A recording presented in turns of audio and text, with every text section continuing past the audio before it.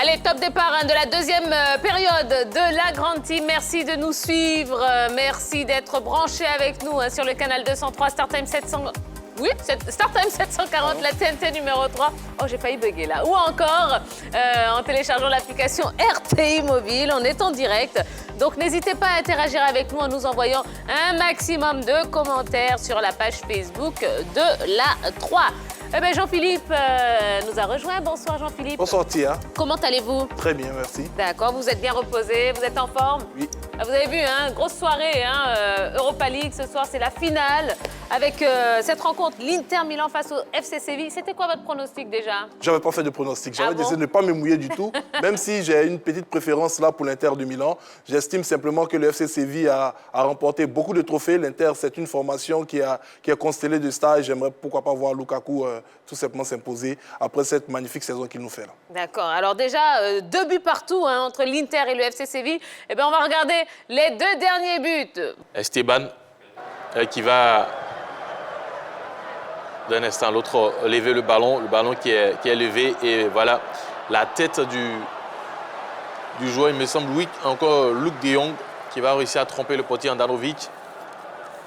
Le coup franc qui a été très bien envoyé dans le dos de la défense de l'Inter de Milan et la tête derrière. Ouais, le déplacement du joueur, il est allé derrière les défenseurs centraux du FC Séville, plutôt de l'Inter de Milan. Et ça a porté le score à 2-1 pour l'équipe de Séville. Et l'égalisation qui va venir à quelques 10 minutes de la fin de la première partie avec Brozovic à la baguette au niveau de ce coup franc-là. Lui aussi va lever le ballon. Et la tête de Diego Godin, on rappelle que la défense centrale avait été un peu fautive sur le premier but de Souzo. Et là, il va pour faire justice, Diego Godin. Il réussit avec cette tête à remettre les 2 équipes à égalité. Et ça fait 2-2 pour cette première partie. Alors, 2 buts partout, ça s'annonce quand même très serré quand même. Oui, ça s'annonce très serré, mais on voit la similitude sur les 2 derniers buts. Voilà, c'est arrivé sur des phases de jeu arrêtées, oui. 2 coups francs magnifiquement tirés au cœur des défenses adverses. Les portiers n'ont pas eu la possibilité de réagir et tout simplement, ils ont été pris à défaut par les attaquants adverses. C'est une finale qui est très ouverte, entre une formation qui est habituée à cette compétition et une autre qui veut réécrire son histoire après 21 ans de disette. Donc pour l'instant, je pense qu'on ne s'ennuie pas. On a beaucoup de choses à vous proposer tout au long de cette émission. On va parler de la finale de l'UEFA Champions League entre le Paris Saint-Germain et le Bayern Munich. Alors c'est vrai que pour de nombreuses analystes du football, c'est le match, je dirais, entre les 2 meilleures équipes européennes du moment. Vous êtes d'accord ou pas? Je pense oui. Sur le moment, oui, on peut le dire. 2 grands clubs. L'équipe du Bayern a été créée en 1900, 30 titres, 20 coupes, 5 Ligues des Champions. Le Bayern est champion d'Allemagne depuis 9 ans. Paris, c'est depuis 1970, 9 titres, 13 coupes, aucune Ligue des Champions. L'équipe est championne de France depuis 7 ans. Ces 2 équipes invaincues durant cette compétition qui ont quasiment dominé tous les adversaires durant la phase de poule et la phase éliminatoire de cette Ligue des Champions. Donc, naturellement, on a une très belle affiche. C'est une finale inédite entre une équipe de Paris qui est à sa toute première finale et une équipe de Bayern qui est une habituée donc, des finales. Eh bien, on verra bien. Pour 2 grandes nations de football également, l'Allemagne et la France, 2 pays qui se détestent un peu, on va dire, en termes de sport. Et donc là, sur ce match-là, on est parti pour assister à une très belle finale entre... Comme vous l'avez dit, je suis parfaitement d'accord avec vous, entre les 2 meilleurs clubs. Il y a l'effort quand même, 2 pays qui se détestent. Mais non. En sport, oui. Pays rivaux, d'accord, mais ils ne se détestent pas. Oui, mais c'est ce que ça veut dire quand même. 2 grands rivaux en termes de sport. Quand on regarde... Sur le terrain seulement. Absolument. Quand on regarde les Coupes du Monde de 82 86, où l'Allemagne a éliminé 2 fois en demi-finale la France, depuis une grande rivalité entre ces 2 nations. Et donc cette finale-là aura forcément une saveur particulière connaissant l'Allemagne et la France en termes de sport, bien entendu. Oui, moi je dirais que c'est les 2 équipes en forme du moment. Déjà, Paris a su gérer cette reprise après la crise sanitaire. C'est vrai, les autres championnats ont continué, notamment en France, notamment en Allemagne, en Italie et en Angleterre, en Espagne, bien sûr. Mais en France, on a tout arrêté. On se posait la question de savoir est-ce que le Paris Saint-Germain réussirait à tenir, je dirais, physiquement face aux équipes qui, quand même, ont continué leur différents championnats. Le résultat est là, ils sont en finale. Et donc, c'est une équipe qui, quand même, certes, n'a pas continué le championnat, mais a su gérer cette méforme physique de ces différents athlètes. Et aujourd'hui, ils sont là où ils sont.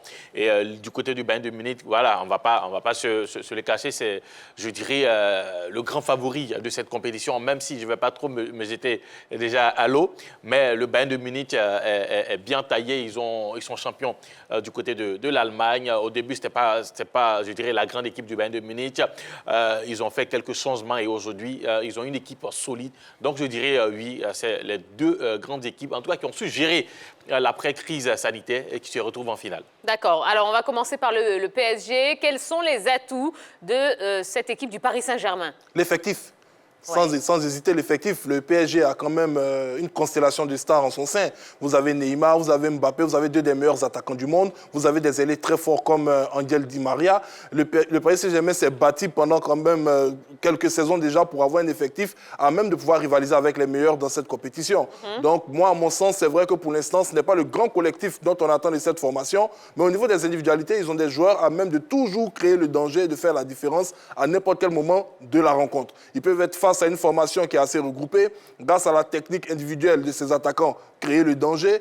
Ils peuvent être face à une équipe également qui écarte le jeu et ils vont jouer assez collectif. Ils ont aussi un entraîneur tacticien assez intelligent, à la fin de Thomas Tuchel. C'est vrai qu'il était un tout petit peu sur la sellette en début de saison, au vu de certains résultats. On a vu cette formation du PSG souffrir énormément face au Real Madrid, en phase de poule au stade Santiago Bernabéu, parce que là, il avait pris le risque de laisser ses joueurs subir la rencontre. Mais depuis le retour de la crise à coronavirus, on voit un PSG beaucoup plus souverain, un PSG qui a véritablement l'esprit de la gagne. Et je pense que cela pourrait jouer en faveur de cette équipe. C'est un Paris Saint-Germain qui a envie.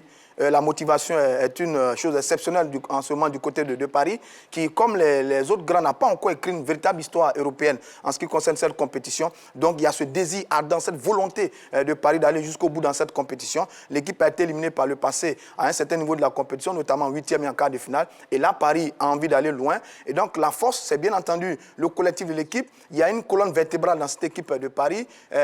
Thiago, Kimpembe, Verratti, Marquinhos, et puis devant Mbappé et Neymar, c'est de très bons joueurs, de très gros joueurs qui n'ont absolument rien envié aux meilleurs joueurs européens en ce moment. Et puis derrière, il y a la révolution, il y a, comme je l'ai dit, cette envie-là pour l'équipe de Paris d'inscrire son nom dans l'histoire de cette compétition. C'est peut-être maintenant, cette finale-là, il n'y en aura pas beaucoup, on n'en a pas beaucoup dans son histoire. Paris s'est donné les moyens, depuis la révolution faite avec les moyens venus du Qatar. Et donc Paris est là où Paris a toujours voulu être, là où Paris a toujours souhaité être. Et c'est le moment de réaliser un grand coup face à cette équipe du Bayern. Paris, un entraîneur qu'on appelle Thomas Tuchel, qui a entraîné l'équipe du Dortmund, donc qui a déjà joué à plusieurs reprises face à cette équipe du Bayern, qui connaît donc la science du Bayern, qui connaît donc la philosophie du jeu du Bayern. Et donc Thomas Tuchel est capable de jouer un sale coup à cette équipe du Bayern pour cette finale. Alors justement, on va essayer de se mouiller un petit peu dans l'émission. Selon vous, est-ce que le PSG va remporter cette Ligue des Champions? Vous allez écrire oui ou non sur les petites ardoises. Et puis, je vous ai posé cette question depuis le début de l'émission. Donc, on va lire quelques commentaires que vous nous avez envoyés sur la page Facebook de la 3. Allez, on y va. On lève les ardoises. Ah ben, j'ai dit oui et j'ai dit non. Allez, Jojo. Dites à mon capitaine, il n'y a pas de souci. Jojo, Oui. pourquoi vous avez dit oui? Non, moi j'aime la France. Vous savez, la France, c'est un pays, c'est le premier pays dans lequel nous, les Africains, on atterrit quand on arrive en Europe. Du coup, moi, j'aime bien la France. J'aime son Mbappé là, cet enfant-là. Il a juste, il n'a pas beaucoup en matière d'âge. Donc, il est devant. Il se compare à Gnabry. C'est vrai, Gnabry, c'est un Ivoirien. C'est vrai, il y a une opposition. Mais moi, je supporte ce Français-là qui, lui, a fait une très bonne Coupe du Monde. Et je l'espère sur le, si on veut dire le sommet même. Le sommet du podium de la Ligue des Champions, pourquoi pas? Ça fera tout pour lui, il aura tout gagné. Et moi, je souhaite ça pour ce jeune joueur-là, qui est camerounais à l'origine. Et si vous ne le savez pas, moi, je vous informe. D'accord. Jean-Philippe, et sa maman algérienne, d'ailleurs, pour la petite info. Ah oui, non, j'allais vous informer. J'ai voté, bon, j'ai marqué non. concernant une probable victoire du Paris Saint-Germain à cause de l'adversaire qui est en face. Vous avez une formation qui est historiquement liée à cette compétition, qui est le Bayern de Munich, qui a déjà 5 trophées à son actif, donc qui est habitué à se retrouver à ce stade de la compétition. Là, il s'agit tout simplement de faire appel à l'histoire collective de l'équipe plutôt qu'à l'histoire individuelle. Au sein de cette équipe du Bayern, vous avez des joueurs qui ont déjà remporté ce trophée avec ce maillot du Bayern Munich. Donc ça va compter énormément. Ils n'ont pas besoin d'une motivation supplémentaire pour réaliser de grandes choses durant cette finale à venir. Ensuite, vous avez l'état d'esprit. Les joueurs du Bayern ont démontré un état d'esprit vraiment incroyable depuis le début de cette campagne européenne. Ils n'ont perdu, je crois, aucun match jusqu'à présent. Et aujourd'hui, à la porte de la finale, ils voudront forcément rééditer les mêmes exploits qu'ils ont eu à faire de par le passé. Vous avez tout simplement également leur parcours. Ils ont eu un tableau beaucoup plus difficile. Quand on sort le Barça, quand on joue face à une équipe de Lyon assez regroupée, je pense qu'on a eu la possibilité tout simplement de faire face à deux types d'adversités tactiques. Et face à Paris, qui est une équipe qui n'est pas réputée pour fermer, ça va pas être aussi difficile pour la formation du Bayern de se créer quand même des occasions, même si à contrario, comme je le disais tantôt, le PSG a des individualités qui peuvent faire très mal. D'accord. Allez, on va prendre une première réaction sur la page Facebook de la 3. Oui, c'est la réaction de Edem Garçon Skinny. Je ne sais pas pourquoi il s'appelle comme ça, mais il dit le fait de participer à la finale, c'est déjà une victoire pour le PSG. Personne n'aurait parié sur eux. Maintenant, pour ce qui est de la Coupe, je ne vois pas le Bayern perdre. Désolé PSG. Bien sûr, c'est un supporter, évidemment, du Bayern. Pas forcément, hein, je veux dire, ça peut être un supporter aussi. Il n'y a pas de supporter neutre ici en Côte d'Ivoire. Personne n'est neutre. D'accord. Mais jamais oui, parce que nous sommes en finale. Et dans une finale, tout est possible. Je pense que c'est l'équipe qui va bien mieux gérer les 90 minutes qui va gagner cette compétition. J'ai mis oui parce que en termes d'effectifs, l'équipe de Paris n'a vraiment rien envié à l'équipe du Bayern. J'ai cité des joueurs de Paris tout à l'heure, avec à leur tête le duo terrible Neymar et Mbappé. Ces deux garçons-là sont capables de réaliser un match exceptionnel face à cette équipe du Bayern. C'est vrai que le Bayern va partir avec la faveur des pronostics parce que le Bayern est plus habitué à cette compétition. C'est un Bayern qui a l'histoire avec lui. Mais attention, l'équipe de Marseille en 93 a bien gagné le Milan AC, donc l'espoir est possible. Et d'ailleurs, les deux équipes sont invaincues dans cette compétition. Le Bayern est invaincu, 37 buts inscrits pour les Bavarois. Le Paris Saint-Germain est invaincu en ce moment. Un seul match nul pour les Parisiens. C'était lors de la 5e journée de la phase de poule, 2-2 face à l'équipe du Real de Madrid. Paris a inscrit 25 buts dans cette compétition. Sur la phase de poule, ça a été les deux équipes les plus prolixes, on va dire. Le Bayern a inscrit 19 buts, Paris a inscrit 17 buts. Donc, c'est deux grosses machines. Et pour une finale, tout est possible. Et puis, comme l'a dit Jojo, je partage son sentiment. Vous savez qu'on a une certaine proximité avec la France et ce serait bien de voir le meilleur club français du moment remporter cette Ligue des Champions. Et Paris a les moyens, en tout cas, pour arriver à ses fins face à cette équipe du Bayern. On va parler du Bayern, justement, hein, la force du Bayern Munich. Henri Jo.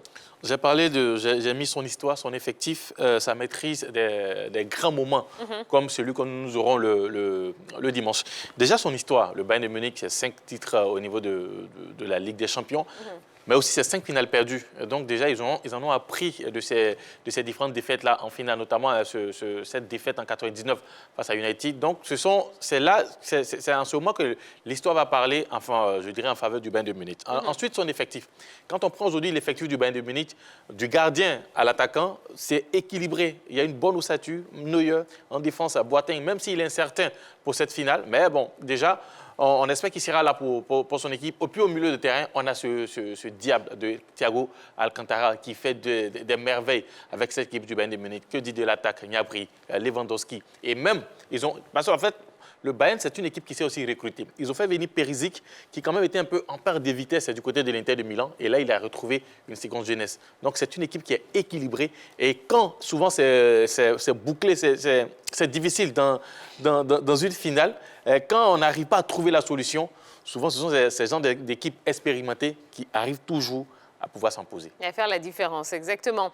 Une nouvelle réaction sur la page Facebook de la 3. Le commentaire de Diomandé Amara Amos qui nous dit « Le PSG a sa carte en main, car le Bayern ne leur fera pas de cadeau. Je suis Marseillais. » Il a signé « Je suis Marseillais ». Bon, ça, c'est lui. Il n'est pas Marseillais en vrai, il est Bavarois. On sait. On sait. C'est comme ça ils sont. Comme il a dit, les Marseillais. Non, il vient de commenter « Je suis Marseillais ». On dit non. En réalité, il n'est pas un supporter. Sinon, c'est fou. Alors, On a du mal quand même à trouver des défauts à cette équipe du Bayern Munich. Vous en voyez, vous, Jean-Philippe? Oui, ils ont des défauts parce que quand vous avez une équipe qui est habituée à sortir, quand vous avez une équipe qui est habituée tout simplement à dominer ses adversaires, elle se crée un déséquilibre puisque le bloc monte énormément.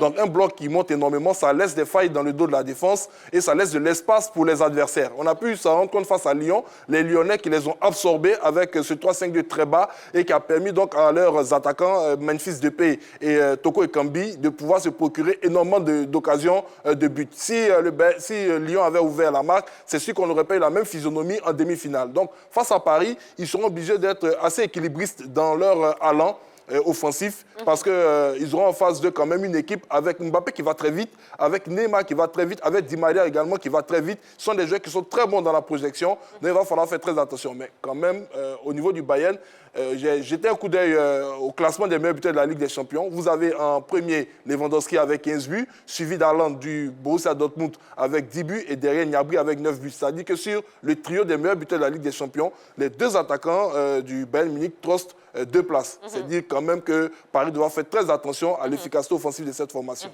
Oui, j'ai parlé d'équipe équilibrée à l'instant, mais je dirais qu'il y a des défauts dans cette équipe du Bayern de Munich. L'axe central, c'est vrai, il y a Schulle, il y a Alaba, il y a Boateng. Aujourd'hui, Boateng, il est incertain, mais même Boateng ne garantit pas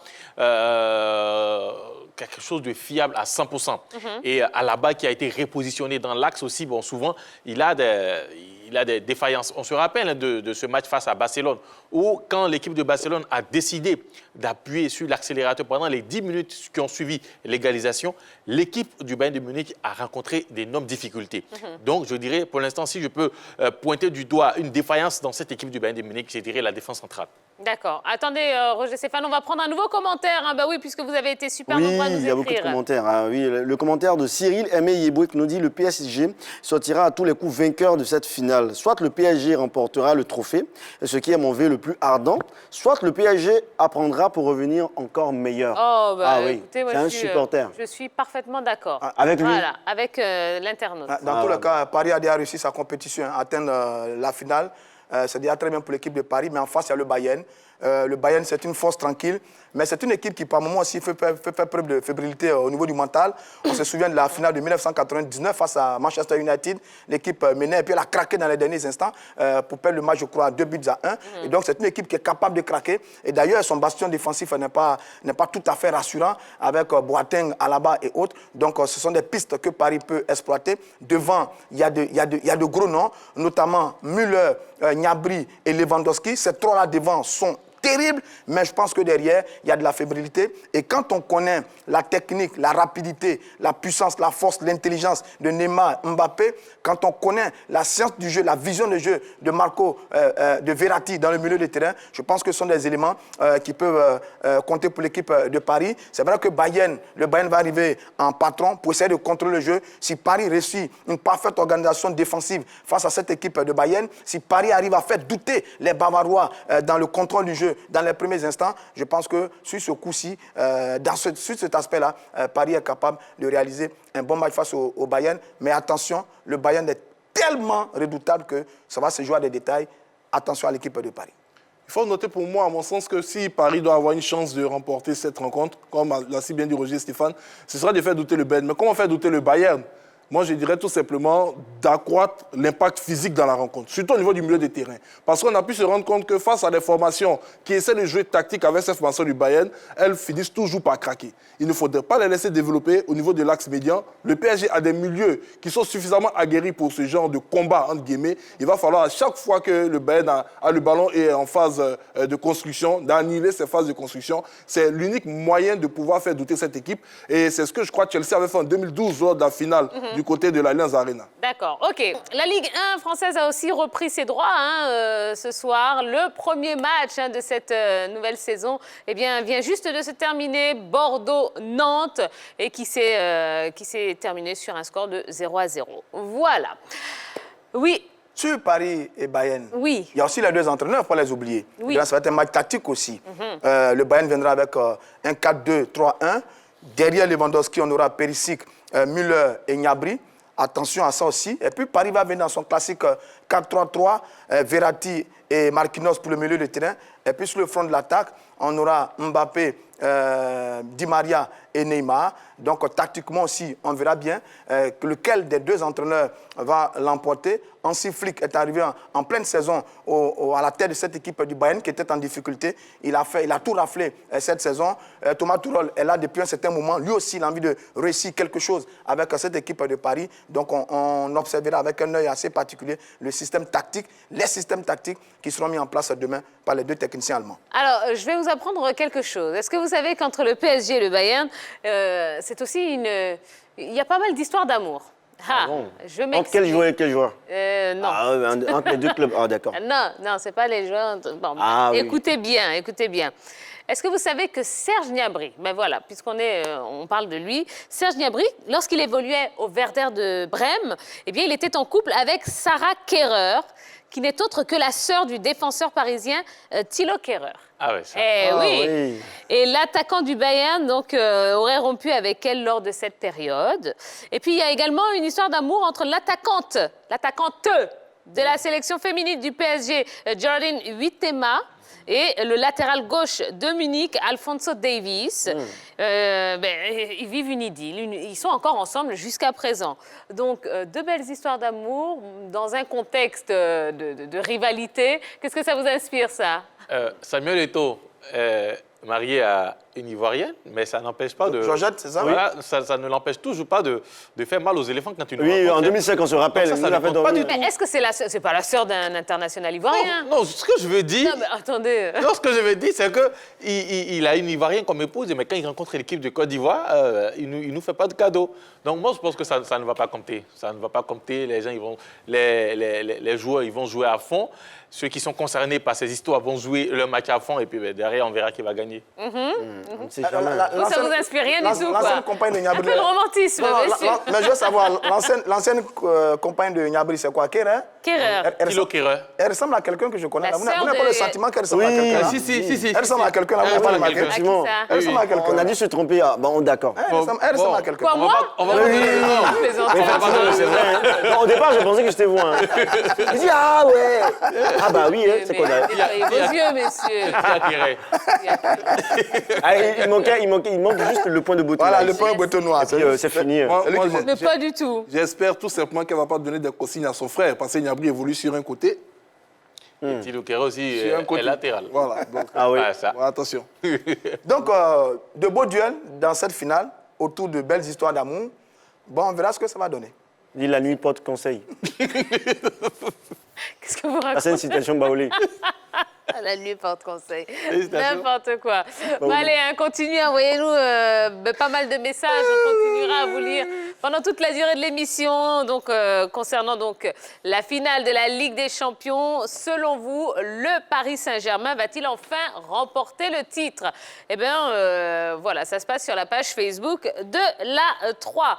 Et puis, on continuera à retrouver les Wallo-Ballo et Yellow, qui est en immersion dans la commune de Yopougon. Bon, la connaissant, on est sûr qu'elle est en train de manger quelque chose, là. Hein. On ne dira pas Oui, quoi. Elle aime Mais bien bon. grignoter, là. Allez, on continue. On va passer donc à un autre sujet. On va parler des binationaux et la FIFA vers une nouvelle réforme. Et oui, il y a une grande réforme relative aux footballeurs ayant disputé quelques minutes sous les couleurs d'une sélection nationale pourrait être adoptée dès le prochain congrès de la FIFA, le 18 septembre. Elle pourrait donner de l'espoir aux binationaux se trouvant dans cette situation, comme El Haddadi, devenu international avec l'Espagne à seulement 19 ans en septembre 2014. L'attaquant du FC Séville n'a plus porté le maillot de la Roja. Il souhaite désormais porter celui du Maroc, le pays de ses parents. Alors, qu'est-ce que vous pensez de toutes ces réformes sur les binationaux? Moi, je pense que c'est une très bonne chose. Je pense tout simplement que c'est une sorte de justice à apporter à ces garçons parce qu'on est dans une situation de domination où il y a un dominant et il y a des dominés. Vous avez des fédérations fortes, des fédérations européennes qui arrivent à attirer dans leurs escarcelles des joueurs qui ont tout simplement une attache avec d'autres contenants, d'autres pays, mais qui ont pu bénéficier de leurs infrastructures. Et quand ils se rendent compte que ces garçons ont de la qualité, pour les empêcher souvent de pouvoir jouer pour une autre nation, on les intègre rapidement aux sélections nationales et ensuite on les laisse sur le carreau. Mounir El Haddadi est en train de vivre ça. Auparavant, on a eu un ex-international ivoirien qui avait vécu le même cas, Roger Boli, qui avait joué quelques minutes avec l'équipe de France. Après, il avait voulu revenir porter le maillot de la Côte d'Ivoire, ça n'avait pas été possible. Et ce sont des cas qui se sont accumulés durant de nombreuses années. Si la FIFA décide tout simplement de régler ce genre de problème, je pense que les fédérations dites grandes auront beaucoup plus de réticence à appeler ces garçons-là pour les bloquer dans leur évolution internationale. Mais Philippe, écoutez, quand vous devez choisir pour jouer une sélection, il faut faire un choix et puis l'assumer. Il faut faire un choix et puis l'assumer. Je veux dire, on ne va pas changer de sélection nationale comme on change de club. Il faut assumer un choix. Moi, j'avoue que je suis un peu embêté avec cette loi sur les binationaux. Ce débat qui ne finit pas entre le pays adoptif et le pays d'origine. Il faut faire un choix. Vous êtes un footballeur, vous voulez jouer pour l'Allemagne, vous assumez. Et parce qu'avant, il y a eu la loi des Bahamas, je crois. Quand vous avez joué pour les sélections de jeunes, vous pouvez après jouer avec une autre sélection nationale. Mais c'est un peu embêtant quand même. Je dis, un footballeur, il fait des choix. Soit il décide de jouer pour une sélection A, et pas pour une sélection B. On ne va pas passer notre temps à faire du tango comme ça. C'est un peu embêtant. Avec ce qu'il dit. Eh bien, revoyons tout de suite ces 4 superbes réalisations. Alors, on va en revenir à notre sujet. On parlait des binationaux et de cette nouvelle réforme. Alors, Roger Stéphane, vous étiez en train de dire que pour vous, en tout cas, quand on choisit une sélection, il faut choisir. Eh bien, il faut choisir et assumer son choix, Absolument. aller jusqu'au bout. Absolument. Et je sais que Jean-Philippe, depuis tout à l'heure, est en train de bouillir. Il n'est vraiment pas d'accord avec vous. Allez, on vous écoute. Oui, mais moi, je pense que les éléments qui ont été apportés par la FIFA sont clairs. Ils considèrent déjà la condition du mineur. Parce que les règles qui vont être établies ne vont pas permettre aux joueurs de changer de nationalité sportive comme ils le veulent, comme on change une chemise. Puisque c'était clair, il faut avoir joué moins de 3 matchs avec la sélection. Il faut tout simplement avoir été sélectionné en ayant un âge en dessous des 21 ans. Et ne jamais avoir joué de compétition finale avec les sélectionneurs, excusez-moi, notamment la Coupe d'Afrique des Nations, la Coupe d'Europe ou la Coupe du Monde ou n'importe quelle autre compétition dite fermée. Donc je pense que c'est une ouverture pour permettre à tous ces jeunes qui ont été aspirés dans la fleur de l'âge par ces sélections nationales qui restent tout simplement sur le banc et qui ne peuvent plus avoir de chance d'évoluer dans une autre sélection, de pouvoir se rattraper. Voilà, la FIFA n'est pas en train d'ouvrir une grande porte pour permettre à un joueur de porter le maillot aujourd'hui, peut-être de la Côte d'Ivoire. Ça y ressemble presque. Non. Il y a eu déjà un assouplissement. Et cet assouplissement a permis à des garçons comme Wilfried Zaha d'intégrer l'équipe nationale de Côte d'Ivoire. Parce qu'ils ont joué en match amicaux avec une équipe nationale comme celle de l'Angleterre. Il n'était plus sélectionné. Au moment où Roy Hodgson a voulu le rappeler, il a dit non, j'ai fait mon choix, je viens en équipe nationale de Côte d'Ivoire. S'il y a eu déjà un cas qui était ouvert pour les joueurs qui ont joué des matchs amicaux, pourquoi ne pas pousser un peu plus loin pour ceux qui semblent avoir été abusés par ces sélections en les prenant juste pour jouer quelques secondes durant un match officiel et de ne plus avoir cette possibilité-là de pouvoir rejoindre une autre sélection. Non, moi, je partage la position de Zvodimir Boban, je crois, le secrétaire général adjoint de la FIFA, qui dit que Zvodimir Boban, le joueur croate. Un nom compliqué. Le grand Zvodimir Boban, voilà. Bonimir Boban, secrétaire général adjoint, je crois, de la FIFA. Alors, il dit que lui, ce n'est pas sa conception du football. Quand on choisit une sélection, c'est par amour. Et très tôt, il faut faire le choix du cœur. Et c'est de ça qu'il s'agit. Parce que le football, finalement, les sélections, ce n'est pas du mercenariat, comme en club.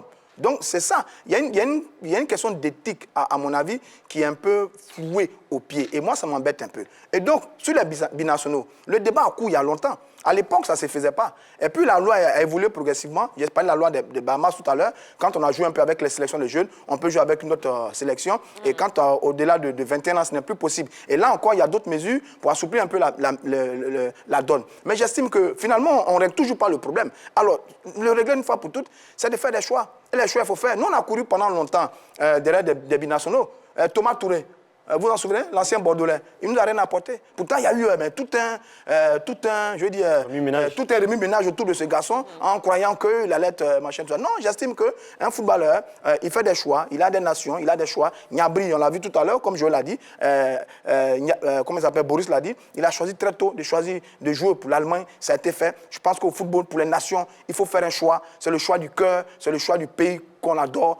ça ne se discute pas. Oui, mais voilà, Roger Stéphane, vous avez cité Thomas Touré, d'accord, ok, peut-être qu'il n'a pas été super efficace, mais il y en a eu d'autres qui nous ont bien aidés. Oui, je suis d'accord. Serge Aurier. Oui, Serge Aurier, Zaha, je suis parfaitement d'accord. C'est le revers de la médaille, parce que, comme ils disent aussi, il faut considérer que les garçons sont très jeunes, à 16 ans, 15 ans. Quand on vous courtise, on n'a peut-être pas encore la maturité de faire un choix, on va dire objectif, c'est vrai, mais j'estime que les garçons, on leurs parents tous deux, parce que très souvent, il y a la complicité des parents dans cette affaire. Beaucoup d'ailleurs, de jeunes garçons sont influencés par leurs parents qui préfèrent que leurs garçons jouent pour les sélections européennes plutôt que pour les sélections africaines parce qu'on estime qu'ici, il n'y a pas beaucoup d'organisations, il n'y a pas plus de possibilités, il n'y a pas plus d'ouverture. Donc, on est plus heureux de voir son garçon jouer pour l'Allemagne, jouer pour la Hollande ou bien jouer pour la France. Mais dans tous les cas, il faut faire un choix. Allez, on va en revenir donc, on va revenir à cette nouvelle réforme qui devrait être assortie de certaines conditions.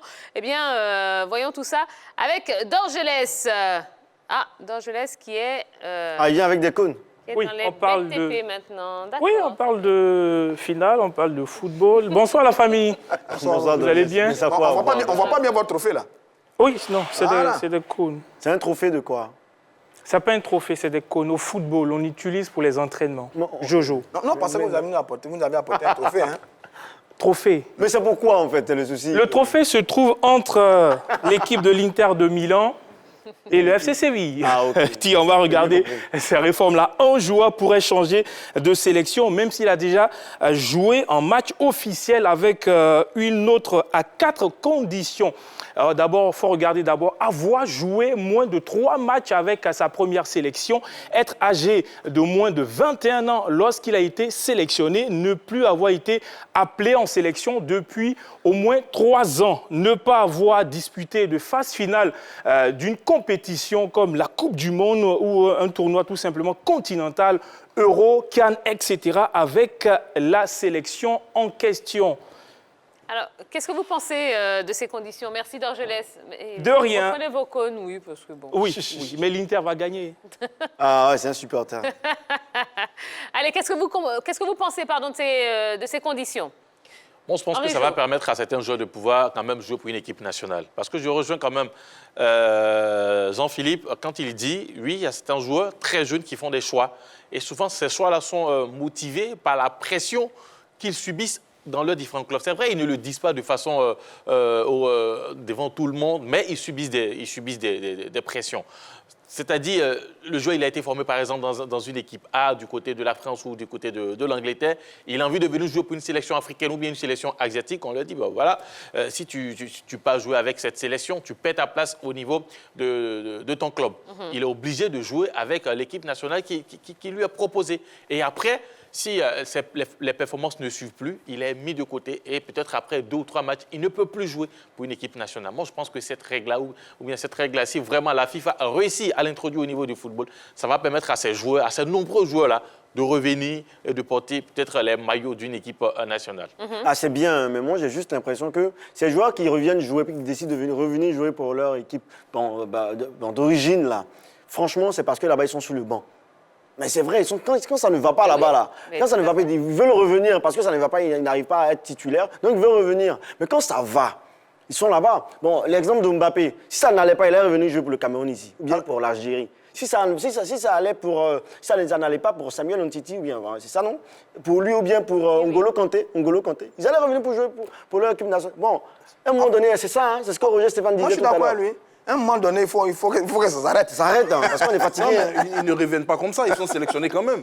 Mais ils sont sélectionnés quand même. Il y en a qui font quand même de bonnes performances. Mais ils n'étaient pas sélectionnables tant qu'ils étaient là-bas et performants. Moi, je donne l'exemple même d'un seul joueur que nous avons vu ici, Wilfried Zaha. Zaha était dans une forme étincelante. Roy Hodgson a tout fait pour que Zaha réintègre, même pas Roy Hodgson, Southgate a tout fait pour que Zaha réintègre l'équipe nationale de l'Angleterre. Il était prêt à faire des mains et des pieds pour que le garçon puisse porter à nouveau la tunique des Free Lions. Il a dit non. Moi, je viens jouer pour le pays de mes parents, je viens jouer pour la Côte d'Ivoire. Il aime l'histoire de l'Afrique. Ouais. Donc, il faut nuancer. L'histoire, il ne faut pas tout simplement dire que tout le monde veut se trouver dans le même moule. C'est vrai que le cas Mounir peut laisser penser cela, mais moi, je le dis, certains jeunes joueurs ont été abusés. Et Henri Joël a dit quelque chose qui est très franc. Même, on a eu des anciens footballeurs ici, notamment Didier Tokoré, qui avait relaté son histoire avec Roger Bollier également. Voilà, puisqu'ils ont subi une pression terrible de la part de leur club formateur, qui leur ont dit ouvertement, c'est soit l'équipe de France, soit le banc de touche. Et les garçons étaient obligés de faire un choix par rapport à leur carrière. Il y a des joueurs comme les Olivier Capot et autres qui ont relaté un peu ces faits-là. Oui. Donc cette loi-là va, à mon sens, apporter beaucoup plus d'équité dans le monde du football et laisser tout simplement une ouverture à ces garçons-là de pouvoir se refaire une santé. Mais on va s'arrêter quand sur cette loi? Parce qu'il y a de nouvelles conditions. Dans 2 ans, il va y avoir de nouvelles conditions. Dans 4 ans, il va y avoir de nouvelles conditions. Finalement, on ne s'en sortira plus. Mais le monde évolue. ça qui Non, mais Le il y a monde une évolue. injustice aussi qui est faite avec évolue. ces joueurs-là. Moi, je prends par exemple le cas de Bafétimé Gomis. Il brillait très bien avec l'équipe de Lyon. Il a été sélectionné par les Français. C'est vrai, il était courtisé par le Sénégal, mais il n'a jamais répondu à l'appel du Sénégal. Il a été utilisé, je dirais, quelques matchs en équipe de France et puis paf, il a été laissé tomber. Et puis il veut revenir, non? Non, pas comme il veut revenir. Ah, vous avez vu ce que je disais? Non, mais il ne peut pas, il peut pas. Non, je parlais à l'instant de pression. Je parlais de pression. Même, il y a eu le cas Nabil, comment il s'appelle, Fekir. Oui. Il y a eu ce cas-là. Il y a eu des pressions en interne au niveau de son club et il a été obligé de choisir la France. Mais si le joueur n'était pas performant par la suite, il allait être mis de côté pour peut-être d'autres joueurs. Il y a le cas de Thiemou Bakayoko aussi. la grosse Non, différence. lui, c'est un cas que je n'ai pas voulu citer parce que le cas est quand même très particulier parce que, ça. tu sais, moi, je crois qu'il avait 24 ans, donc il était déjà au-delà des 21 ans. Il était courtisé par l'équipe nationale de Côte d'Ivoire, il est venu en visite. Il y a eu plein de choses qui ont été faites. Il avait même donné son accord de principe pour intégrer la section nationale. Et quand il est retourné en France, il a changé d'avis suite à la pression de certains de ses coéquipiers, dont Kylian Mbappé à Monaco, qui lui ont tout simplement dit qu'il fallait qu'il intègre l'équipe de France et qu'ils allaient reconstituer la belle famille qu'ils ont vécue avec Allez, Monaco. allez. Un cas particulier. Dernière question donc, concernant l'affaire des binationaux. Hein. Certains pensent que les joueurs devraient évoluer avec leur sélection d'origine, c'est-à-dire les pays d'origine des parents. Uniquement et ne faire un choix uniquement que s'ils ont la double nationalité, enfin double origine. Est-ce que vous êtes d'accord avec ça? Est-ce que je me suis fait comprendre déjà? Oui. Je reprends. Ouais. Il y a des personnes qui pensent que voilà, si les 2 parents sont ivoiriens, bon, ils doivent automatiquement jouer pour la sélection ivoirienne. Et seulement si l'un des 2 parents est ivoirien et l'autre néerlandais, par exemple, de l'autre côté. là, ils doivent effectivement faire un choix. Vous êtes d'accord avec ça ou pas? Non, le je cas de ne Gnabry. pense pas parce que quand on parle de nationalité, il faut tout simplement se référer aux tests de loi de certains pays. La France, par exemple, pour ne citer que cette nation, a adopté le droit du sol. Donc vous pouvez avoir vos 2 parents ivoiriens, mais si vous êtes né sur le territoire français, vous avez la nationalité française. Et si vous grandissez là-bas, vous faites votre formation là-bas, vous embrassez la culture française, il vous sera beaucoup plus aisé de porter le bleu de la France que celui de vos parents d'origine. Donc je pense que c'est à travers les textes comme ceux de la FIFA qui sont à l'étude qu'on pourra permettre à ces garçons-là de pouvoir affiner leur choix le temps qu'ils deviennent des joueurs d'âge mûr, c'est-à-dire qu'ils deviennent majeurs. Donc je pense qu'ils ont mis tout le monde dans le même canevas des U21, c'est-à-dire qu'avant d'avoir 21 ans, vous pouvez faire toutes vos expériences possibles, mais à partir de 21 ans, l'âge de la majorité, monsieur, c'est terminé, vous devez vous déterminer, vous choisissez votre sélection nationale et vous jouez avec cette sélection nationale. Moi, je ne suis pas d'accord. Hein. Moi, j'ai un cousin là. je pense Il est né que dans l'avion entre la France et un autre pays. Du coup, lui, il est de quelle nationalité? Avion. Avion. Donc, vous voyez comme c'est difficile, non? Ça dépend au-dessus de quel pays il passait quand... Il passait dans Voilà. les nuages. Voilà. donc, Voilà, tout ça. Ah, ça, c'est difficile. Hein. Beaucoup de paramètres Il qui a toujours entrent. des histoires de visage. Ah, mais c'est vrai, c'est un cousin. En fait, je ne cause pas avec tous mes cousins, mais j'ai tellement de cousins. Mes oncles, là, ils ont fait tellement d'enfants. D'accord. Souvent, Très ils veulent bien. amener leur enfant aussi chez moi. Je dis non, hein. Comme ça commence. 1, 2, 3. Allez, merci beaucoup. On va marquer une nouvelle page de publicité. Hein. Et oui, on reviendra encore hein, sur cette finale d'Europa League entre le FC Séville et l'Inter Milan avec les Wallo-Ballo qui sont là, hein, qui suivent tout. On retrouvera également notre Yellow qui est en immersion à Yopougon hein, et elle vit au cœur des supporters cette magnifique finale. Et puis il y aura également le défi de Jojo, oui, en fin d'émission. Voilà, et puis n'hésitez pas, hein, envoyez-nous un max de commentaires sur la page Facebook de la 3. On est là, on est encore là, donc n'hésitez pas, on se fera un plaisir de vous lire. Allez, ne bougez pas. Allez, c'est parti pour la 3e période hein, de la grande team. Très heureuse hein, d'être avec vous du lundi au vendredi, normalement de 20h30 à 22h. Mais vous savez que ce soir, hein, c'est la grande finale de la Ligue Europa. Une belle finale qui oppose l'Inter Milan au FC Séville. Un match fantastique. Déjà 5 buts. 3 pour le FC Séville, 2 pour l'Inter Milan. On va retrouver dans un instant les Wallo-Ballo. Ils vont nous faire un petit point sur le match. Mais avant cela, eh bien, on va vous rappeler les grands titres de l'actualité sportive du jour. On commence avec la Formule 1. L'écurie Williams a été rachetée. En boxe, De La Hoya veut revenir sur le ring. Basketball, National 1, la JCA change de propriétaire. Et en NBA, les Lakers se rattrapent. Et en football, Messi a rencontré Koeman. Jérémy Boga a été testé positif à la Covid-19. Yaya Touré tacle Guardiola. Et enfin, Zegei a rencontré ses coéquipiers du FC San Pedro. Allez, on va continuer avec, oui, on a des images super sympas du premier entraînement de Salomon Kalou dans son nouveau club de Botafogo au Brésil. Ah bah oui, hein, ça y est, on attendait ça avec beaucoup d'impatience et ben voilà, hein. Ah, il est là, Salomon Kalou, avec ses nouveaux coéquipiers, voilà, avec les étirements, tout ce qui va avec au niveau des entraînements, voilà. Et il va forcément, hein, déjà, il a été très bien accueilli, Salomon Kalou, dans cette équipe brésilienne. Lui-même, il a dit, il part pour un challenge, il part quand même pour permettre à l'équipe de Botafogo d'avoir quand même une nouvelle, je dirais, une bonne allure au niveau du classement. Et là, ça commence très bien avec ces travaux-là. Il a pris ses marques, il a été bien intégré dans l'équipe. Donc, ça sera maintenant à lui de pouvoir s'imposer, de pouvoir permettre aux jeunes de pouvoir apprendre de lui, de son expérience. Alors, quand on est joueur, est-ce que, généralement, lors du premier entraînement, on cherche à s'imposer, on cherche à montrer qui on est auprès de ses coéquipiers? Et là, je demande à Jojo. Non, on est plutôt stressé, hein. Voilà, c'est le stress. Est-ce qu'à l'entraînement, ils ne vont pas me dribbler et puis ils vont dire, bon, je ne joue plus. Tout ça là, tout à ça. C'est tout. Bon, moi, j'ai fait l'entraînement des militaires parce qu'à un moment donné, je voulais rentrer dans l'armée. Mais ça n'a pas marché parce que c'était tellement fort, voilà, qu'il y a mes parents qui ont appelé, qui ont dit, bon, c'est bon, à cette allure-là, il va tout casser là-bas. C'est donc, ça, parce c'est que c'était ça. vraiment fort, hein. Donc c'est ça. Mais j'étais vraiment stressé le premier jour. D'accord, ouais, très bien. Je n'arrivais pas à faire les exercices. Alors, de façon plus sérieuse, qui peut donc, répondre je à suis pas cette sérieux, question. quoi. Moi, je pense que Salomon Kalou, lui, n'aura pas ce genre de problème parce qu'il a la légitimité qu'il faut, il a l'expérience qu'il faut. Ce sont ses coéquipiers qui seront les plus intimidés par la présence de ce garçon, de cet homme avec un palmarès aussi impressionnant, qui a déjà vécu ce qu'eux, ils espèrent vivre en Europe, c'est-à-dire remporter les trophées majeurs. Voilà, il vient tout simplement partager son expérience à ses jeunes frères, à ses jeunes garçons brésiliens. C'est un rêve d'enfant pour tout footballeur de se retrouver dans cette ligue et je pense qu'il est en train de réaliser ce rêve-là. C'est un fantasme qu'il est en train de réaliser, jouer au Brésil, voilà, je le regarde. Et tout à l'heure, je me disais pourquoi il n'a pas mis Kalou sur son maillot, parce que quand on a vu les images, c'est Kalou qui a été mis sur son maillot. C'est vrai que c'est son patronyme, mais pour avoir porté ce sobriquet toute sa vie, ce serait vraiment magnifique de le voir évoluer comme ça à Botafogo. Ça veut dire que ce n'est pas un test. C'est quand on vient faire un test qu'on impressionne tout le monde tout de suite, parce qu'il y a un résultat à voir. Là, il a signé, on le connaît, il a déjà sa carte de visite. Il a déjà son agent aussi. Il a déjà son agent.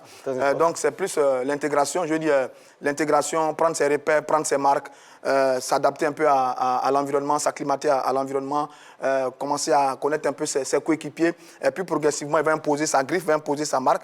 Parce que Kalou, on l'a dit, par où il est passé, là où il est passé, notamment à la SEC Moza, il a appris à manier le ballon. C'était un bon manieur de ballon. Il ne va pas être totalement, même pas du tout dépaysé du côté du Brésil. Et là, sur les images, on voit, on travaille un peu le côté, je dis physique. On prépare les muscles à reprendre la compétition progressivement. On sent aussi de la complicité entre lui et ses coéquipiers. Là, on travaille un peu la remise des balles. On voit un peu le travail technique avec des appuis, des étirements. Ça, c'est l'aspect physique pour l'instant. Donc, on va tout doucement, on dose doucement. Et puis, progressivement, la température va monter. Et puis, Kalou va peut-être prendre totalement ses repères. Mais Philippe a parfaitement raison. On va arrêter de l'appeler Salomon Kalou. On va signer Kalunyo parce qu'il est vraiment au pays de Kalunyo, quoi. Mais oui, ce qui est mauvais lors des premiers entraînements comme ça, ce sont les coéquipiers qui sont de mauvaise foi. Je voudrais vous montrer à l'entraîneur ou bien au président du club qu'il a mal fait de prendre un nouveau joueur. Parce qu'ils ils ont fort, donc ils vont te chercher à te dribbler. Ils vont chercher à te dribbler, ils vont te malmener, ils vont te montrer que vraiment tu ne vaux rien.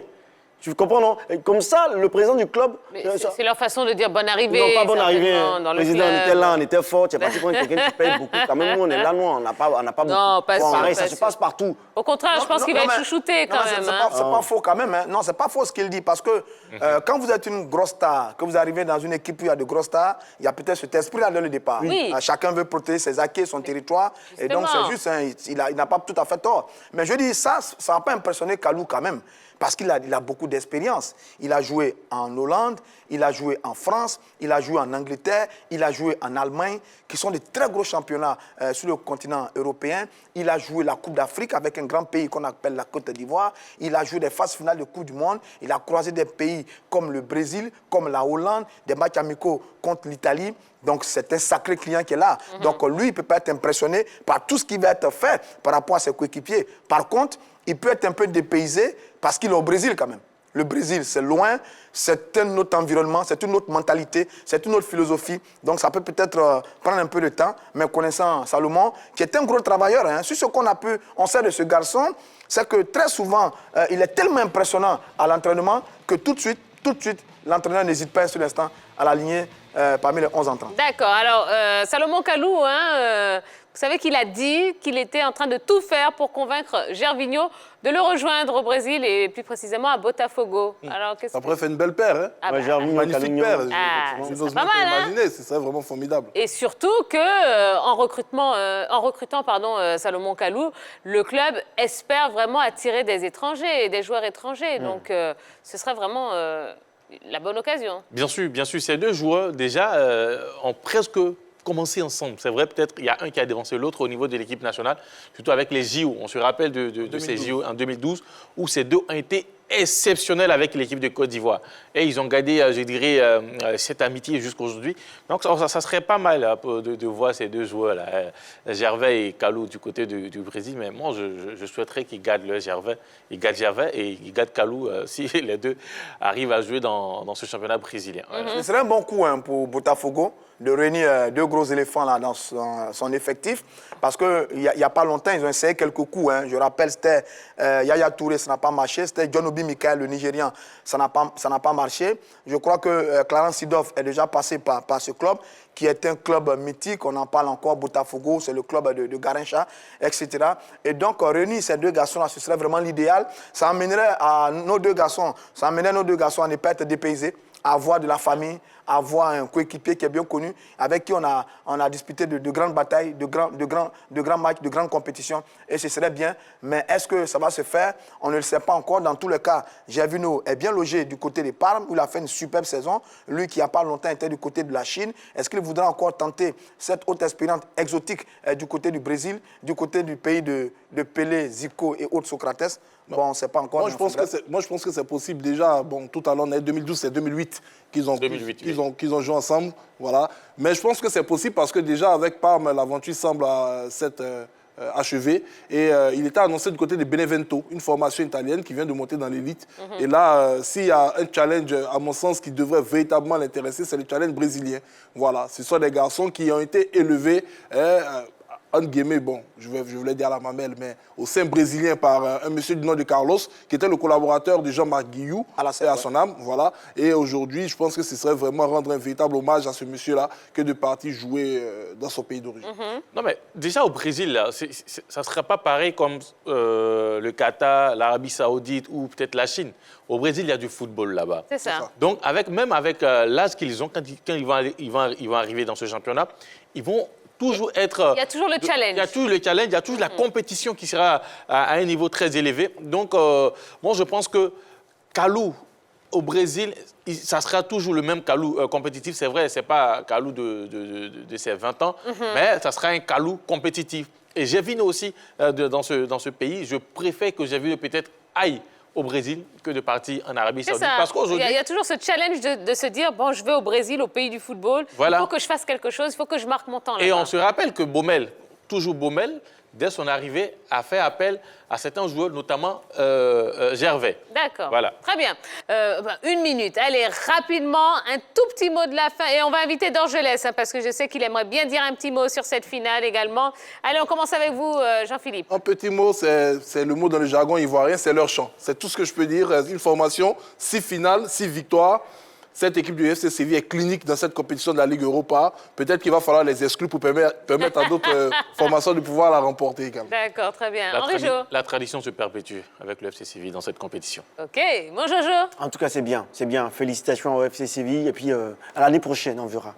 Je vais reprendre notre ami de Yopougon là. Vraiment, à vrai dire, il faut dire que Séville est... Et vous, Dorgelès. Et puis, tiens, ce que moi je veux dire, c'est qu'en finale de Ligue Europa, cette équipe de Séville a toujours un héros. En 2006, Enzo Moresca avait fait un doublé. En 2007, Frédéric Kanouté avait permis à cette équipe de gagner. En 2014, Kevin Gamero, le Français, avait permis au FC Séville de gagner. 2015, Carlos Bacca, doublé. 2016, Coquet, doublé. Et puis cette année 2020, Luc de Jong, doublé-tir. Eh bien, merci C'est beaucoup. le chant. C'est leur chant, c'est leur chant. Allez, ben, vous l'avez compris, hein, donc le FC Séville qui remporte la Ligue Europa saison 2019-2020 face à l'Inter Milan, 3-2. Ben, ça y est, hein, c'est aussi la fin de la grande team. On a passé une superbe semaine en votre compagnie. On va se donner rendez-vous lundi, donc à l'horaire habituel à 20h30 pour passer en revue cette finale de la Ligue des Champions. Et puis à lundi, 20h30 sur la 3. Bisous, bisous!